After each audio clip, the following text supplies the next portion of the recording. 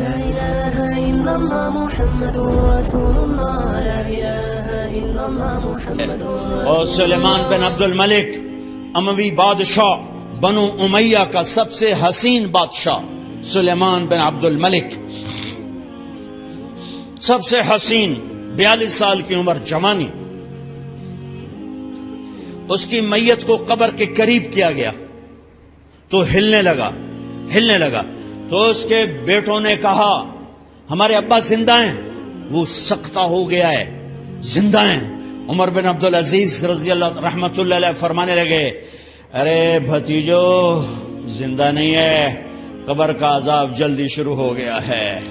بل عجل اللہ بالعقوبہ، چھپاؤ، جلدی چھپاؤ. عمر بن عبدالعزیز جس تخت پر بیٹھے اس پر سلیمان تھا، اس پر ولید تھا، اس پر عبد الملک تھا. ان تینوں نے اپنے من کو راضی کیا، عمر بن عبدالعزیز نے اپنے رب کو راضی کیا. جب عمر بن عبدالعزیز کا وقت آیا مرنے کا تو انہوں نے بلایا رجا بن حیوہ سے، فرمایا کہ میں نے عبد الملک بن مروان چاچا بھی تھے، سسر بھی تھے، ان کی بیٹی فاطمہ سے شادی ہوئی تھی. میں نے اس کو قبر میں اتارا، کفن کی گرہ کھول کے دیکھا تو اس کا چہرہ قبلے سے ہٹ چکا تھا، رنگ کالا سیاہ پڑ چکا تھا. عبد الملک بن مروان گورا چٹا تھا، یہ جگہ سرخ تھی، کالا. پھر میں نے ولید کو قبر میں اتارا، اس کا بیٹا 10 سال حکومت کی، اس نے 21 سال حکومت کی، اس نے 10 سال کی، ولید بن عبد الملک. میں نے اس کے کفن کی گرہ کو کھول کے دیکھا تو اس کا رنگ سیاہ ہو چکا تھا اور قبلہ کی طرف سے چہرہ پھر چکا تھا. پھر اس سلیمان کا واقعہ تو ابھی سنایا.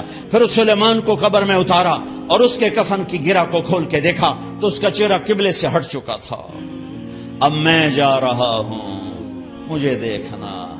پہلے تینوں نے حکومت کی پوجا کی اور عمر بن عبدالعزیز نے اپنے اللہ کی پوجا کی. انہوں نے ایک بڑا عجیب خطبہ دیا جب خلیفہ بنے. اے لوگو، بچپن میں شعر و شاعری کا شوق تھا تو میں شاعر بنا. تھوڑا سا اٹھان ہوئی تو علم کا شوق لگا، میں نے علم حاصل کیا. جوان ہوا تو فاطمہ بنت عبد الملک سے عشق ہوا، میں نے اس سے شادی کی. اب اللہ نے مجھے حکومت دے دی ہے، اب تم دیکھو کہ میں اس سے اپنے اللہ کو راضی کروں گا. ہمارے حکمران تو ووٹ سے آتے ہیں اور چلے جاتے ہیں 4-5 سال کے بعد، ان کی وراثت میں حکومت آ رہی ہے اور 3 بر اعظم پر حکومت ہے اور ایسا رعب و دبدبہ ہے بنو امیہ